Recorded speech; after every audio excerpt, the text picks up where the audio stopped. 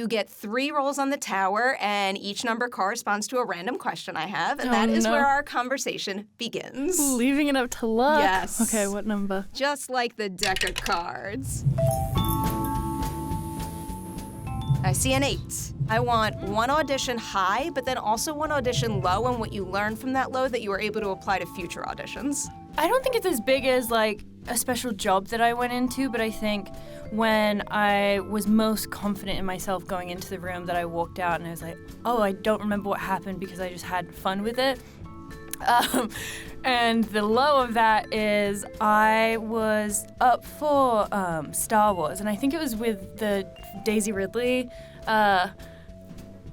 character, right? And I completely flopped and just had like a panic attack halfway through like the take, but it kind of worked for the scene, but no one really, I think they could tell that it wasn't acting, and so it just completely did not go well. And I was really young, and I walked out, and like normally you call your agents after, and they were like, how'd it go? Tell us everything. What was the vibe? And I'm like, it didn't go well. And they'd flown me out from Australia, and yeah, that one like haunts me forever. Things like that are meant to be, though, because if you were involved in that, who knows if your schedule would have been open to get this opportunity. True. I'm a big believer that all that stuff is meant to be. I can't believe how many Ray audition stories I've heard on this show. Really? I feel like the last one I can remember might have been Asa Gonzalez. She was telling me about the same audition. Oh my God, yeah.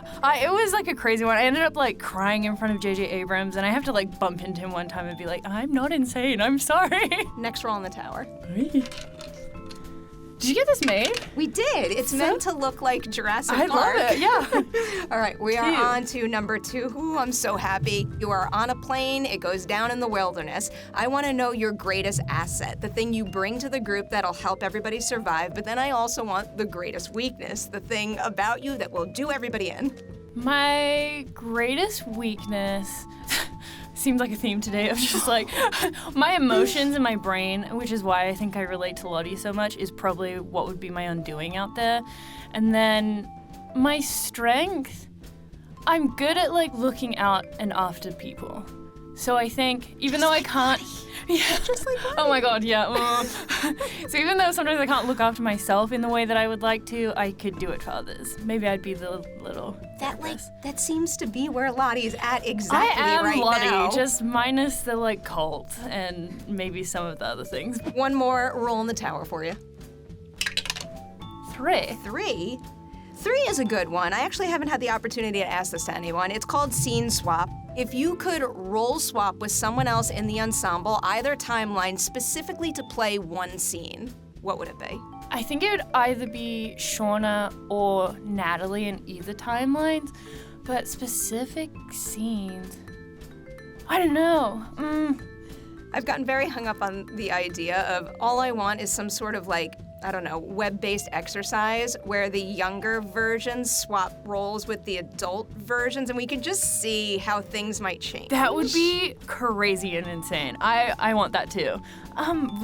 Scene-wise, I have a scene for you. Okay, give me one. I came up with the answer Give me really the quickly. scene. So if you play adult Natalie, one of my favorite performance beats of Juliet is the moment with the cocaine. Like, yeah, that is a fucking amazing scene. That is like a hugely emotional and physical performance, and I just love seeing people swing big with stuff like that. So do I. Very curious. And I weirdly love scenes like that. Like, my other pick was like the birth scene for some reason.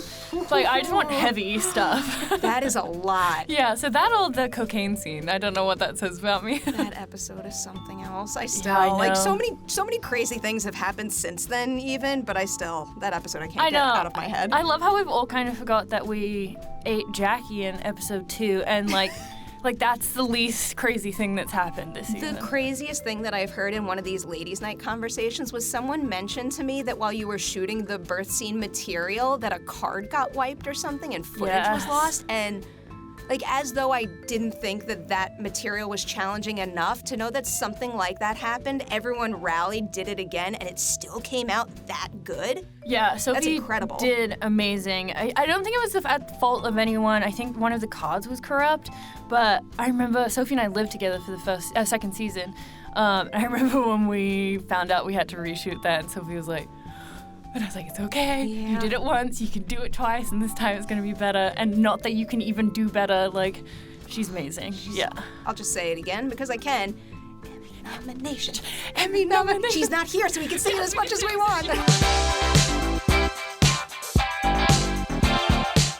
What's up, everyone? Welcome back for a brand new edition of Collider Ladies Night.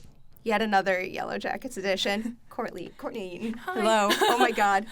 I have so many questions. Okay. Don't I might stress. not have answers. Don't stress. What was the movie, the performance, personal experience you had, you name it, that first made you say to yourself, I have to be an actor? This is crazy because I watched some of your ones just to prep myself because I get really stressed with like questions and not having answers. And this one is interesting because I was really shy as a kid and didn't enjoy acting at school, and I never wanted to be an actor, but I was really, and still am, pretty like go with the flow person. If you tell me this, I'll be like, I'll try it out.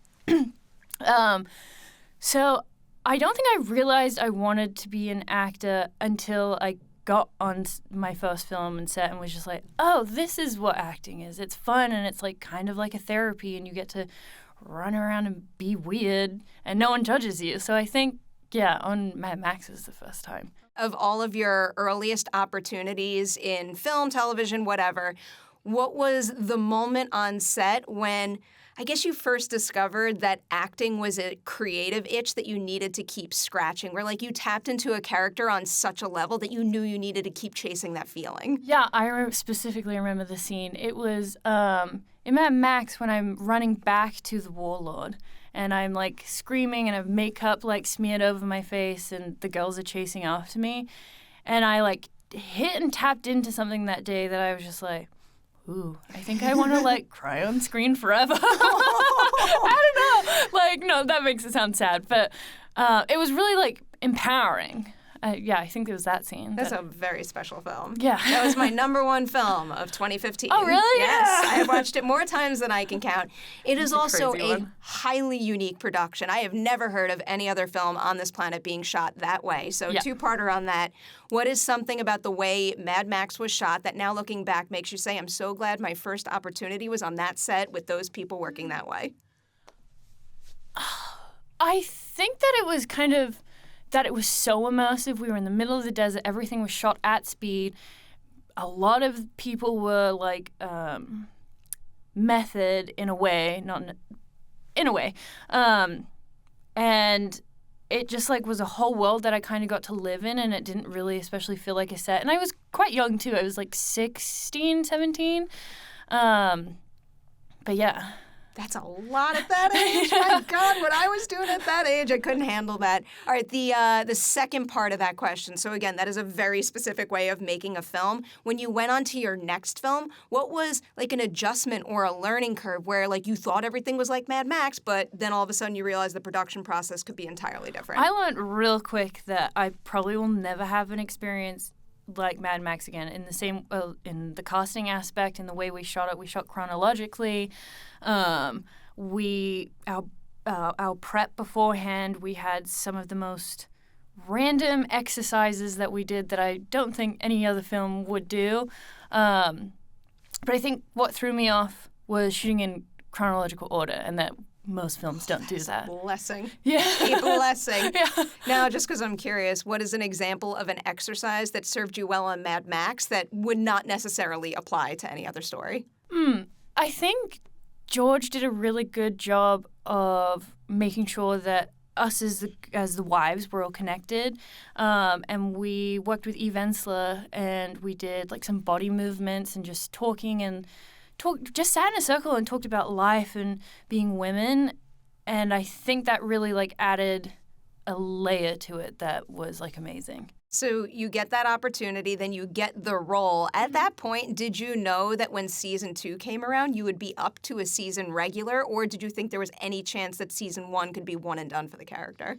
No, because Showtime was really gracious. They offered me a series regular in season 1, but because it was my first time doing TV and because I'd come from film, it's daunting to sign on to something for 5, 6 years, at least for me at the time.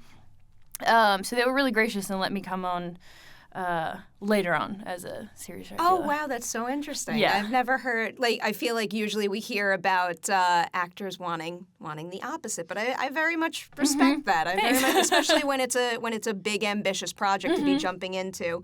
So when you start working on the character, of all the scenes in season 1, which do you think helped define Lottie? I know things change, but at that point, which helped define Lottie for you the most, where, every scene that you shot after that, you could always refer back to that particular scene to kind of ground you in a way? It's weirdly the pilot.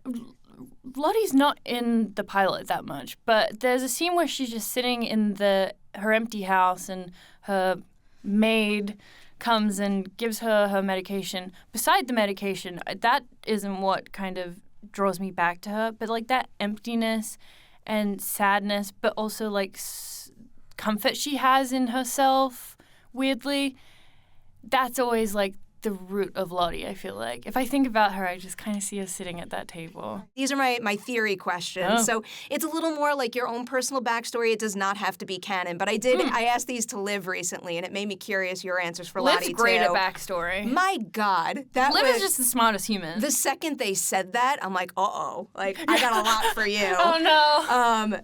Here's the first one, though. What do you think Lottie misses about home the most, if anything at all?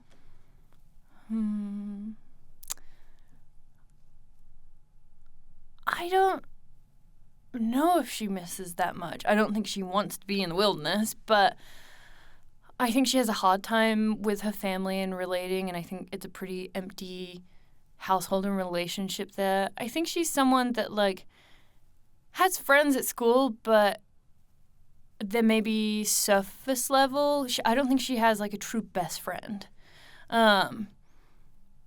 I don't know. I feel like she might just miss, I don't know if she has any animals, but, I see her in, green and walking around. What about Lottie's future? What do you think it would have held for her had the plane never gone down? I think Lottie would have found her footing and become independent and maybe started to rely on herself a lot more. I think she would have found a friend or a partner that brought out the best in her. And I think her hitting college would have been her coming into her true self. That's such a beautiful answer. I don't know. I feel like happiness in some area later on. Yeah, so I love how much faith you have in her, having a bright future. That makes me happy. Now back to some of the darkness here. This is another thing that's more theory. I don't know if you've really thought about it, but let's just say Lottie never ran out of her pills, that there was some sort of magical replenishing happen. How do you think her experience in the wilderness and how she behaved and how she worked with the group might have changed? That's a really good question. Because I'm not always thinking about the medication aspect of it. I don't know how she would do if she was still on them. Because in my brain, or at least the way I talk with the writers and Bart and Ashley, is that she walks that line of does she have a power? Is it just trauma, or is it that she actually has some mental health, something going on? So I don't know how she would go. I don't think it would be good still. We already touched on the distrust that she has in herself. Have you ever considered where that might have come from? Is that something that she's just naturally been carrying with her all along? Or, I was thinking a little bit about the flashback, and I think her mother believes that she helped save them, but her father doesn't. Where does that come from? I think it's partly her environment with her parents, but I think it stems from someone that doesn't really feel like they belong, or maybe have anxiety or depression or some type of mental health. I feel like it's funny. I had a therapist one time be like, "You talk about your brain like it's not part of you, or it's your enemy." Not in a sad way. No, I get it. I think that's kind of where Lottie sits with her brain and herself. She can give herself to other people, and she's very open and big to, like, she's an empath. But, yeah. So much of what you just described. She sounds so depressed. She's not. I mean, well, like, I feel like a lot of people can relate to that. I feel like it's a very common thing to be able to talk other people up, but talk yourself down. Like people always say, like, speak to yourself as you would to other people. And I know it can be very difficult to do that. It's a really hard thing to do, but I think it is really empowering when you do it. But I don't think Lottie's found that yet. Yeah. All right. The wilderness sound now. This is very, it might be overly specific, another thing you might not have thought of, but have you ever considered what the wilderness might actually sound like in her head? Or if it's not actually a literal sound, what it might feel like to her? I feel like I know what the feeling of it is, because sometimes in scenes, even in like the prayer circle, and I'm talking everyone through the prayer/meditation thing, I don't know, it's like a calming wash, I feel like. I like that. Which is funny because the wilderness doesn't seem like it would be a calming sensation of everyone, since it just kind of seems to be wreaking havoc. I feel like in such a volatile situation like that, though, having any guidance, even if you're not certain of its intentions, can come with a calming quality. Yes. All right, I'm starting to jump into episodes of season 2 now. This is another very specific moment here, but one of my absolute favorite things is to overanalyze private moments, especially in an ensemble show like this. And one of the only ones we really get with Lottie where she at least speaks out loud is when she is doing the hunting competition with Natalie, and she comes up to the tree and she touches the symbol and she says, fuck me. Yeah. What does that fuck me mean to you in the moment for her? In that moment, I think it was stemming from how did she get herself into this situation? She doesn't really want to be here, and she has all this pressure now as she's been put in a position to lead. And going back to the distrust, she doesn't think that she can really do that. She's trying her hardest, but I think she's just getting tired of it. And there were little scenes, I don't think they made them, but there's little scenes here and there, and I talked with Jasmine about this when we were talking through a scene one day, and she was like, sometimes it's not like the big idea of what's happening in the scene. Sometimes I just think into the aspect of, like, my character's just pissed off with that one today. Doesn't want to be in, like, a room with her. So I think it was kind of stemming from that day was just really hard for her. She didn't want to be in this position. She has Mari speaking on her behalf, being like, she doesn't need a gun. She doesn't need this. She's just like, all right. And she is kind of a bit of a pushover in a way that she would just be like, okay, let's just go do this and make it run. My heart breaks for Lottie. It's not fair. Mrs. Wilde It's fight to not the end of the day fair. when everyone was like, she's evil, she's got bad intention. I'm like, Lottie does everything from the best place. She's trying to give her heart to everyone. It might not come across in the right way sometimes, but she's always well-intentioned, I think. Hearing you, like, imitate Mari there and then me thinking about the conversation she has with Misty in the finale, it's just shattering my heart all over. I am going to get to that specifically. I have to talk about the Shauna-Lottie fight first. First of all, do you think that Lottie, when she agrees to that, ever in a million years thought it could go that far to the point that she would be on the brink of death? I think Lottie did know. Maybe... No, I do think Lottie knew it was going to get to that point. I think that's why she's been seeing it build up and just the reaction of the whole group, that it's not even just Shauna, it's the whole group kind of needs this. And I think Lottie knows that, and also Lottie has her own guilt, so I don't think I think she was slightly asking to be, like, punished in a way as well, as another layer of taking it for the group. Oh, God. That's such a harsh So reality depressing. for her. My God. I guess the next stage of that question would be, like, let's say Lottie, after the fight with Shauna, having realized what they had done to Javi in her absence, do you think if she had the opportunity, she would go back in time and handle the Shauna situation differently? Whoa.